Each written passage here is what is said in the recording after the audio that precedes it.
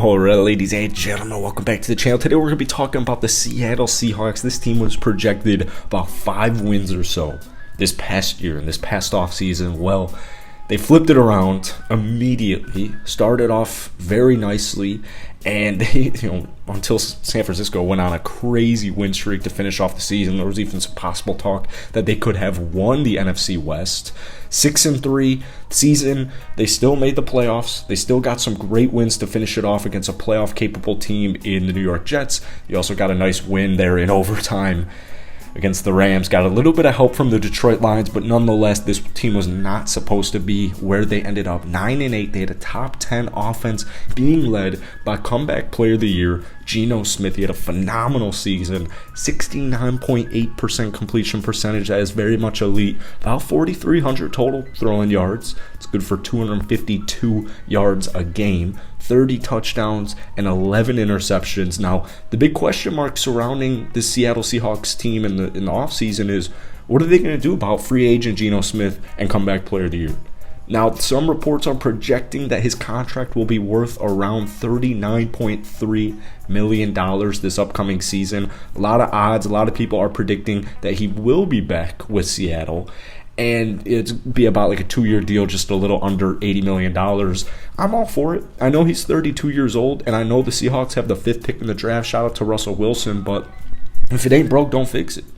Like, they went up against the hottest team in the National Football League in San Francisco, and I know the second half went differently or not as planned, but this team, they were winning at halftime, 17-16. So they're a lot closer than people give them credit to. I know it's a little bit pricey. I know you have the 5th pick, and quarterbacks are enticing. So Seahawks fans, let me know what you guys are thinking you want to do with the quarterback position down below in the comment section. Before we get any further into tonight's video, if you enjoy it, be sure to hit that like button, hit that sub button. I post daily NFL content. Seahawks fans, if we could get this video to 250 likes, that would be absolutely awesome. You guys blessed every Seahawks video I made in this past year, and I'm so thankful for you guys, and I can't wait to continue to cover this team for the offseason and next season. Now, this offense is very versatile. They had a top 10 defense, 9th to be specific. They have 3 tight ends in the PFF's top 30 rankings. We talked so much about that this season, why it's just so nice to have, because forces defenses to match your personnel,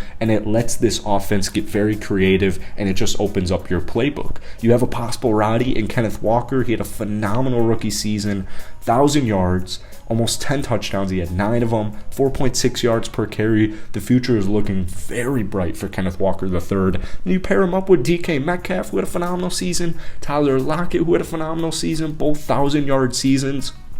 It's going to be really cool to see what happens in the draft and in free agency. I really like Marquise Goodwin, but if they could just kind of dial in a wide receiver 3, if they could take that next step, that helps your offense get into possibly top 5. And the reason I'll bring that up is because I was reading a mock draft earlier today. This mock draft in particular had them taking an edge rusher at number 5. I've seen a bunch of mocks where they have Seattle take Will Levis, CJ Stroud, or just a quarterback in general. I'm not necessarily opposed to it. So like I said, Seahawks fans, let me know what you guys are thinking down below. I want to hear from the fans themselves. But at pick number 20, they have projected Jackson Smith-Njigba going to Seattle. I love that move so much. I mean, that to me is a complete game changer.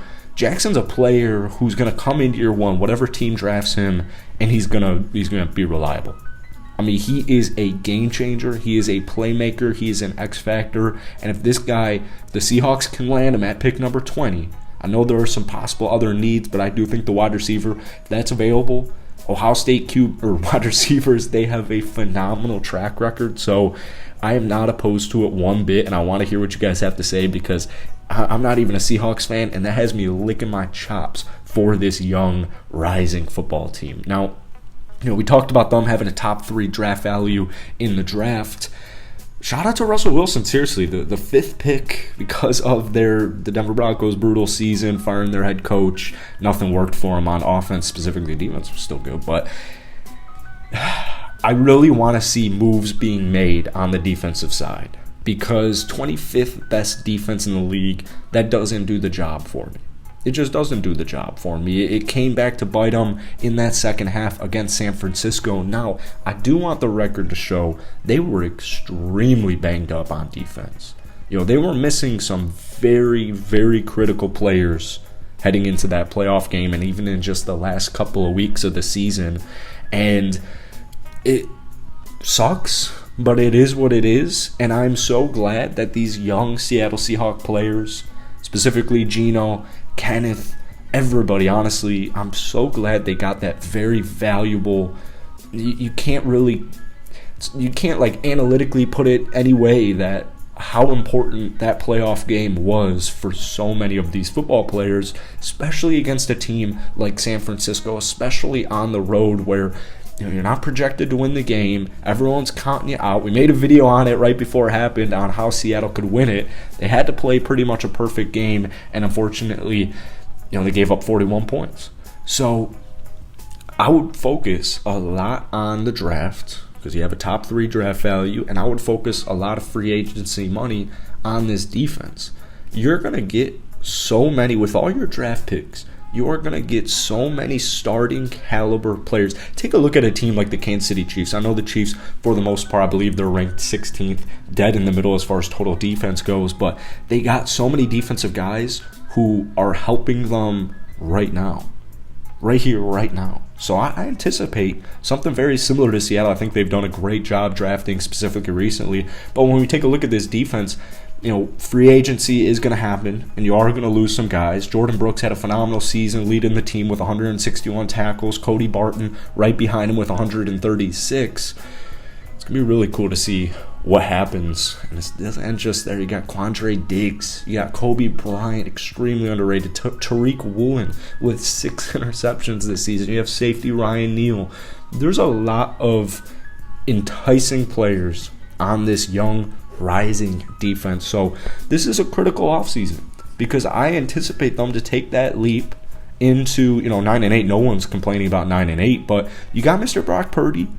You have I know you got Arizona. I know you have the Rams, but I think for the most part, I know San Francisco's defense is so good, and they're in the NFC Championship game as we speak. But I do think there has been a door open for Seattle. I think in general, the NFC is pretty wide open. I know that sounds a little crazy to say right now with the domination of Philadelphia and San Francisco this season, but I do think there is a door opening for Seattle to cement themselves as a top squad, and I think it could happen as soon as next year. So we're going to see what happens. I cannot wait to read your guys' comments on what you want to see in the draft. Let me know what you guys want to do in free agency as well. I will get a free agency video out to you guys probably in the next couple of days. So be sure to hit that like button. Let's try and get to 250 likes on tonight's video. As always, hit that subscribe button. Drop those comments down below. My socials are in the bio, and I will catch you cats later.